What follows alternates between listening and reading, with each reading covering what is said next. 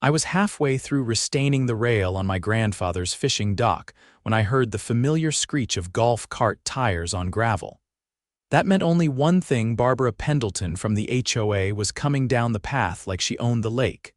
Mr. Finley, she called out, her voice sharp enough to cut through the cicadas. You can't be doing that. That dock is in violation. I didn't even turn around right away, just took a deep breath, wiped the sweat off my brow and muttered, "Here we go." Barbara's cart rolled to a stop behind me.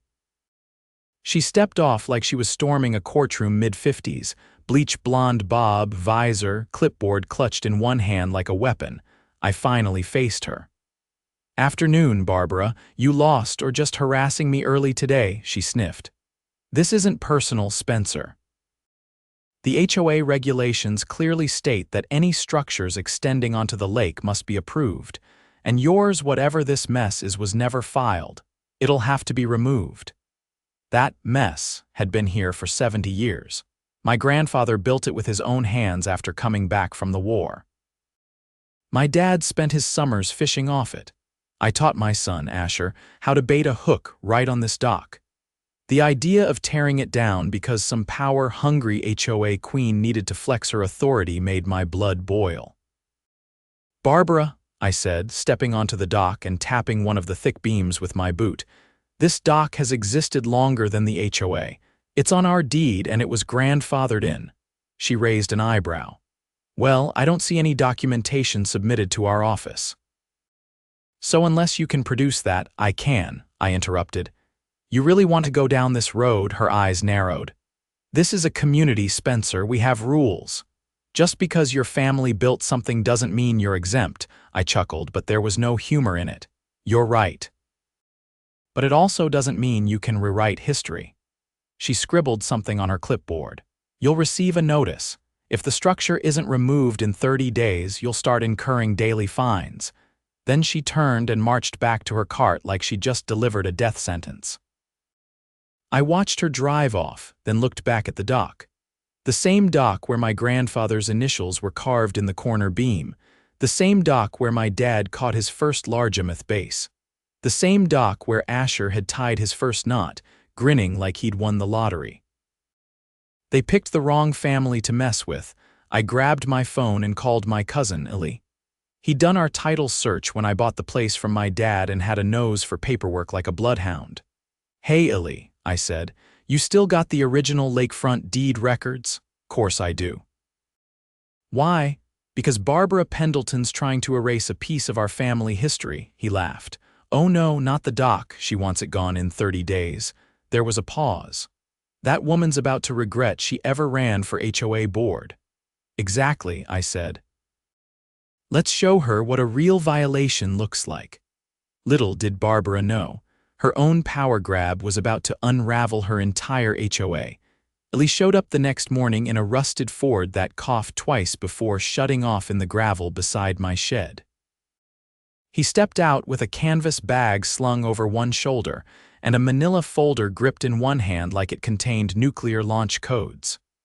"You're not gonna believe what I found," he said, waving the folder as he approached. "And I'm not just talking about the deed." I wiped my hands on a rag and motioned him inside.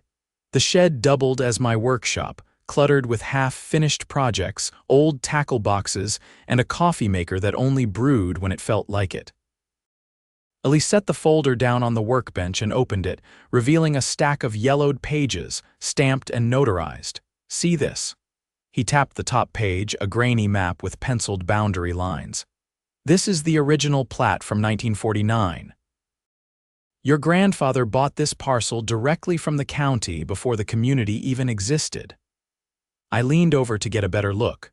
Sure enough, there was the lake and a small rectangle marked "Private Dock Access" in my grandfather's neat cursive. "That's not all," Illy added, flipping to a second document. "This one's from 1962.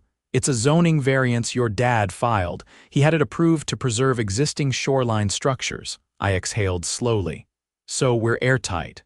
"More than that. The HOA has no jurisdiction over this dock." He paused and pulled out a third page. "But here's where it gets interesting. I pulled their articles of incorporation. Guess what's missing? I raised an eyebrow. Any mention of lakefront governance. They have no legal authority over structures on or extending into the water. Their boundary stops at the edge of your lawn. I blinked. So Barbara's bluffing. She's doing more than that. She's issuing threats over property she doesn't control. That's borderline fraud. I rubbed my jaw. You think she knows? Elise squinted. If she doesn't, she's incompetent. If she does, she's committing deliberate overreach. I looked out the shed window toward the dock. A blue heron skimmed across the water, wings wide and silent. Okay, I said. Let's make this official. We drove down to the county recorder's office that afternoon. I'd always hated the beige walls and humming fluorescence in government buildings, but today they felt like a fortress. The clerk, a woman named Judith with a coffee stain on her blouse, took one look at the documents and nodded. These are all valid, she said, stamping each page with a mechanical thunk. Your dock is officially recognized as a pre-existing permitted structure. I asked her for certified copies and paid in cash. On the way out, Ellie nudged my shoulder. You know what this means, right? I nodded. We're not just defending the dock. We're exposing the HOA. When we returned home, there was a bright pink notice taped to my front door. Final warning, it read in bold caps. At the bottom, Barbara's signature curled like a snake. I stepped inside, grabbed my scanner, and made digital copies of everything. Then I emailed them to a local attorney I knew, Grace Holloway. She'd made a name for herself defending homeowners from overreaching associations. Within an hour, she called me back. This is textbook abuse of power, she said. If that notice is part of a pattern, we may be looking at a civil suit. I told her there'd been others. Last spring, they tried to fine my neighbor for watering his tomatoes during a drought restriction, even though he used collected rainwater. A few months before that, they threatened a retired Marine for flying an American flag from a 12-foot pole instead of the approved 6-foot wall mount. Sounds like they've been building a case for someone to take them down, Grace said. Want to be the one to do it? I didn't hesitate. Yes. She told me to start gathering statements from anyone who'd been harassed or fined unfairly. I spent the next 2 days knocking on doors. Most folks were cautious, no one wanted to draw attention, but once I showed them the documents, a few faces lit up. You mean they never had the right, said Jerome, a retired welder with a steel grip and a missing front tooth. They fined me for painting my shutters brown. They told me I couldn't build a wheelchair ramp for my wife, said Mrs. Martinez, blinking back tears.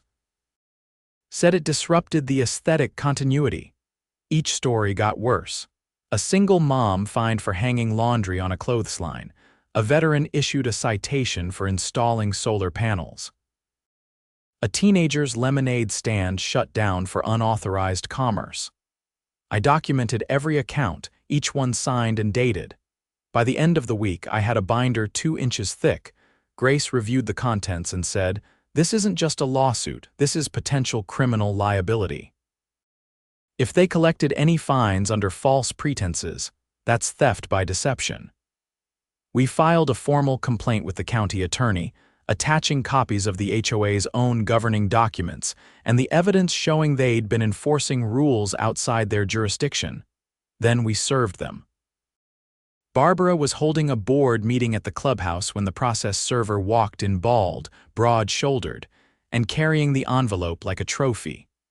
He handed her the papers in front of the entire board and half a dozen residents. She froze mid-sentence, her face pale. "Barbara Pendleton," he said, loud enough for everyone to hear. "You've been served."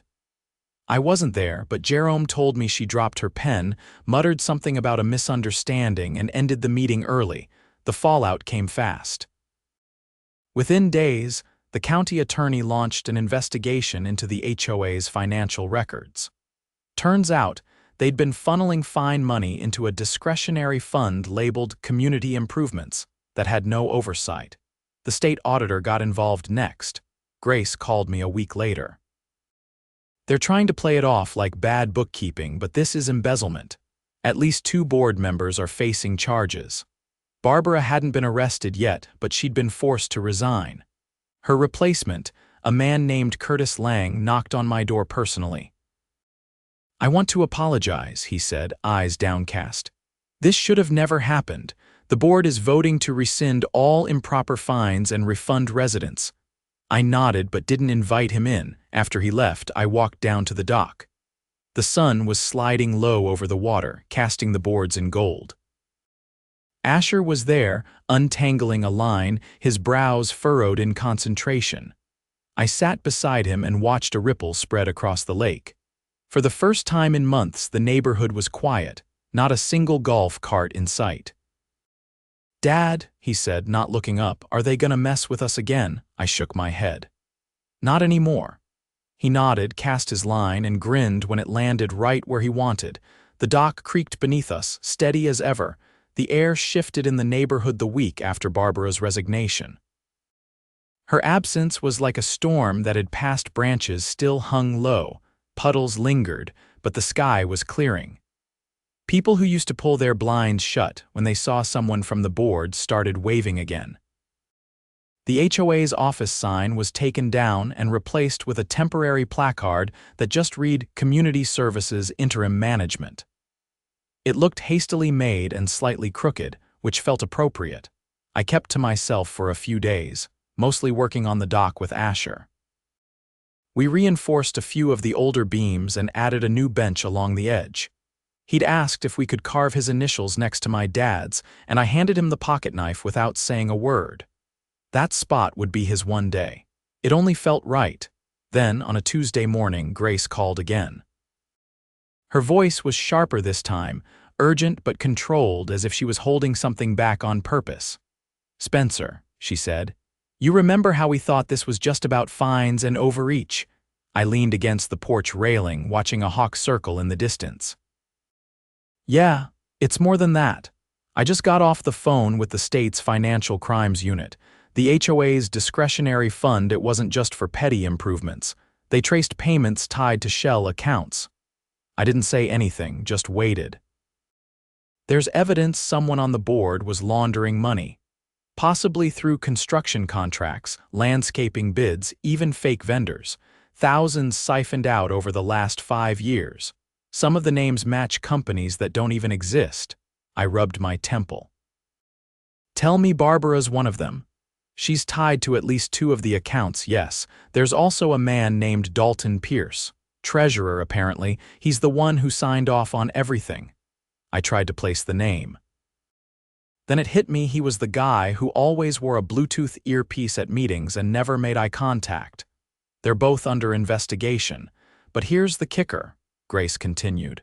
"The county is handing this off to the state attorney general's office. There could be formal charges filed within the month for wire fraud, conspiracy, and possibly racketeering." I exhaled through my nose. "That explains the overreach. They needed leverage to keep people quiet." "Exactly, and the fines, they weren't just about power, they were a smokescreen. Every time someone contested a violation, it gave them cover to shuffle money around under the radar. Legal fees, investigations, inflated costs." I glanced out at the dock. The wind had picked up again, rippling across the lake. "What do you need from me? We need to make this public." Not just the legal side, people need to understand what was happening behind the scenes. "There's a community meeting scheduled this Friday. You should speak." I hated the idea of standing in front of everyone, but I hated what they'd done more. "I'll be there." That Friday, the clubhouse was fuller than I'd ever seen it.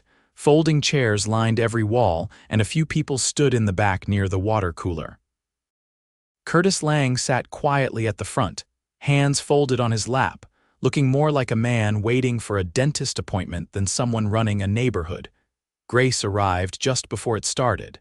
She wore a navy suit and carried a thick binder under one arm.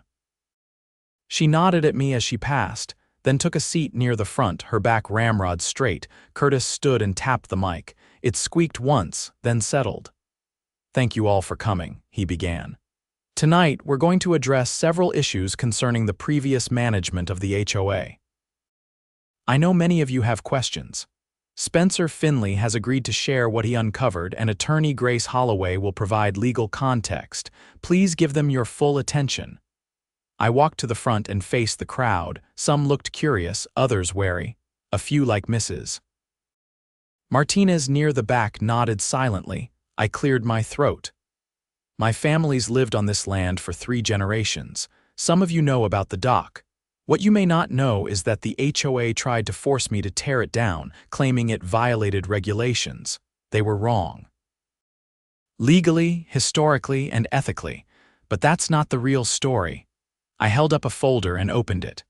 This is proof that the board under Barbara Pendleton was enforcing rules they had no authority over. They issued fines for structures they didn't control, rejected permits they had no legal right to review, and intimidated homeowners into silence. But again, that's not the worst of it. I stepped aside and let Grace take over. She laid out the findings methodically. Bank records, shell accounts, payments with no paper trail beyond forged invoices. She explained how the discretionary fund had become a slush account for laundering money, masked by an ever-growing list of fictitious infractions. Gasps rippled through the room. One woman covered her mouth. A man in the 3rd row muttered something about calling the news. By the end, the room was dead silent. Then someone stood up. It was Jerome. He didn't say anything at first, just raised a piece of paper, a refund notice from the HOA, postmarked 2 days earlier. "They sent me this," he said. But they never apologized. Another woman stood, then another. Within minutes, people were shouting over each other, demanding resignations, demanding arrests. Curtis stepped back up and raised his hands. "We're cooperating fully with the investigation. There will be no cover-ups." The HOA is being restructured. External audits will be conducted annually, and any board member tied to these actions will be permanently barred from serving in any capacity. It wasn't enough for some people, but it was a start. The following week, Barbara was arrested at her home. The photo made the local paper, her in a gray hoodie, face turned away from the camera, flanked by 2 state police officers. The article listed a litany of charges: wire fraud, embezzlement, obstruction, and conspiracy to commit racketeering. Dalton Pierce was picked up the same day at a golf course across town. He tried to claim mistaken identity until they found one of the fake vendor bank cards in his glove compartment. Their arraignments were set for early summer. Grace said the prosecution had more than enough to bury them. And because they'd used HOA funds in the scheme, the restitution would be paid back to the community. In the meantime, the neighborhood changed. The fences got less tall. People started planting again.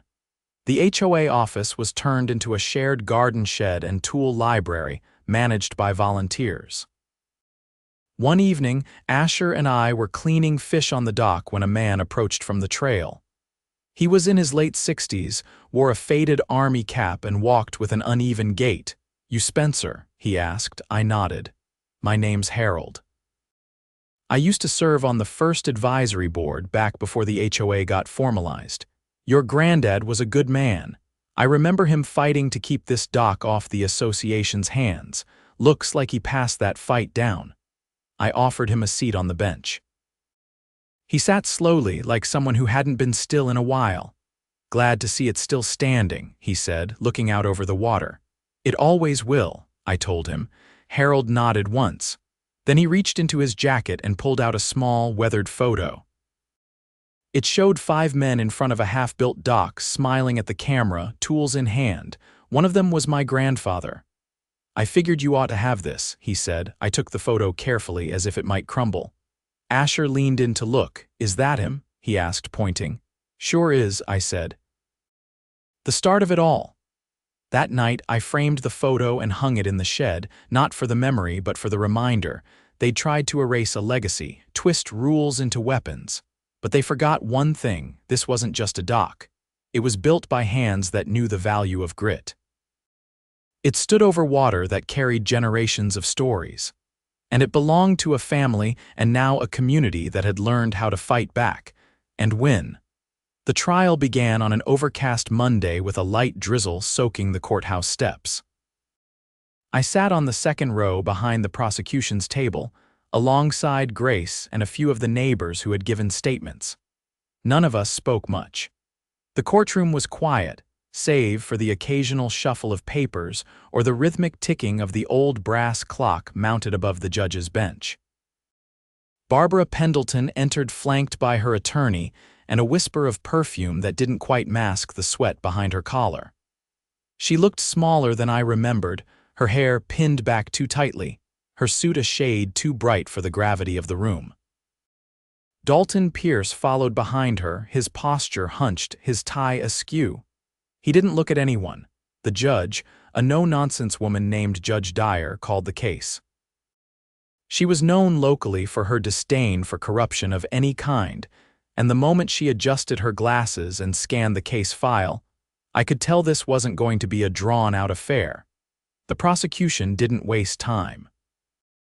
They opened with bank records transfers between HOA accounts and shell corporations that had no physical addresses. Then came the emails.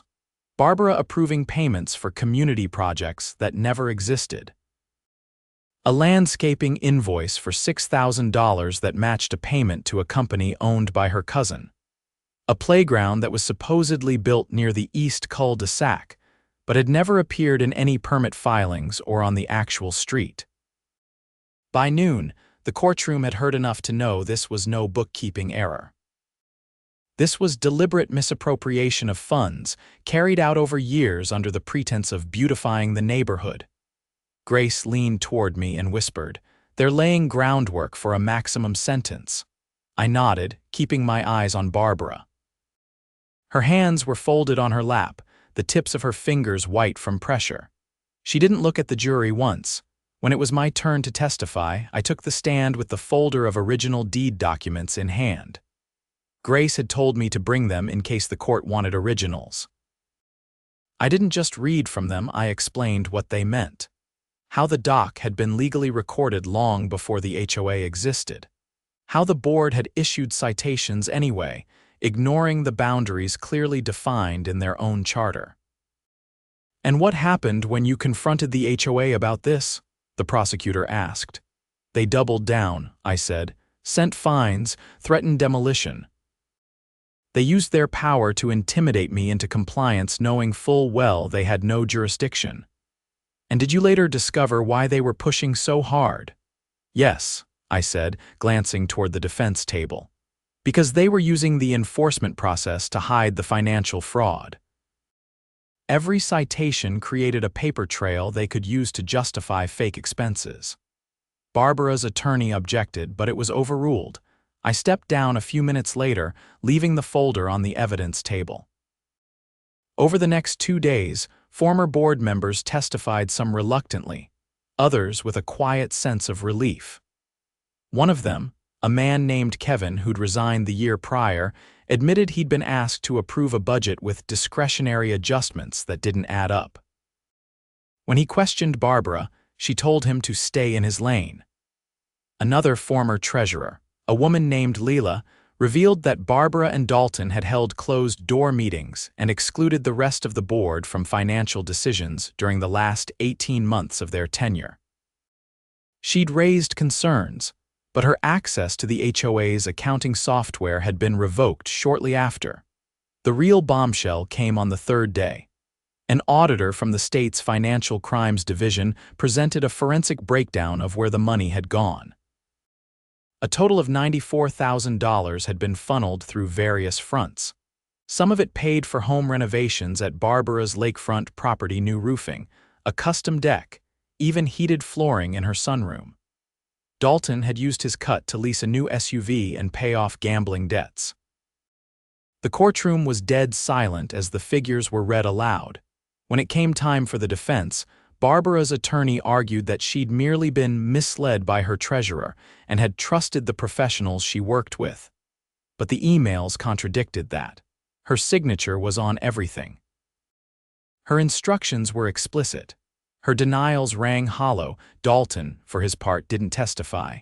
His attorney filed a motion to negotiate a plea deal but was denied. The prosecution wanted both of them held fully accountable. The jury deliberated for less than 4 hours. When they re-entered the courtroom, the foreman didn't even look at the defendants. We find both defendants guilty on all counts.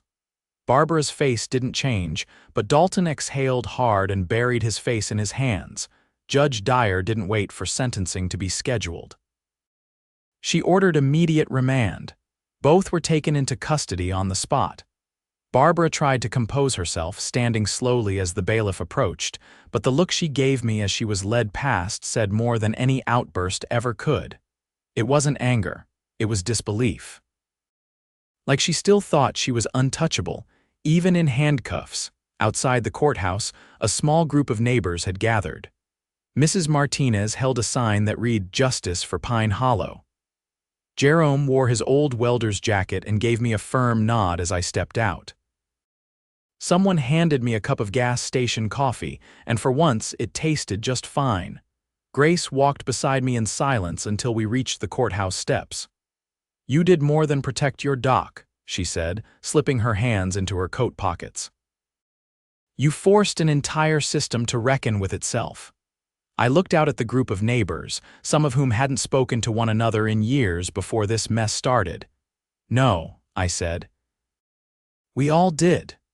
In the weeks that followed, Curtis Lang and the remaining interim board members initiated a full rebuild of the HOA's charter. They brought in a neutral third-party audit team and posted every financial document online for public viewing. All board meetings were now open, with recorded minutes and live-streamed sessions. A new rule was passed requiring a 2/3 community vote for any future financial assessments. The dock stood untouched, of course, but something else had changed. One Saturday morning, I found a group of kids fishing off the far edge, their rods clumsy and their lines tangled. I almost told them to be careful, but then I remembered my grandfather never once told me to keep off the dock. So I brought them extra bait and showed them how to cast without snapping the tip. Asher wandered down a bit later and helped one of the smaller kids reel in a bluegill. They cheered like it was a world record. By summer, the dock had become more than a family symbol. It was a shared space again. A place where people gathered not because they were told to, but because they wanted to. Late one evening, as the sky turned pink over the lake, I sat on the bench with my boots propped against the lower rail. The water was calm. The air smelled of pine and charcoal from someone grilling a few houses down. Grace had sent me a final report earlier that day. Both Barbara and Dalton had received 7-year sentences with no chance of parole for the first 3. They were ordered to pay restitution, including full reimbursement of all fraudulent fines. The money would be returned to residents over time, starting with those who had filed claims. The dock creaked slightly as the wind shifted. Asher came out and sat beside me, his tackle box clinking softly as he set it down. "Think we'll ever have to deal with something like that again?" he asked. "Not if we keep our eyes open," I said. He nodded, then cast his line into the water. A soft splash followed and the bobber floated steady. "Grandpa would have liked this," he said. "Yeah," I replied. "He would have." And just like that, the past and future met in the fading light, stitched together by wood, water, and the will to stand up when it counted. The dock remained. Not just as a structure, but as proof that some things, when built right, can outlast even the worst storms.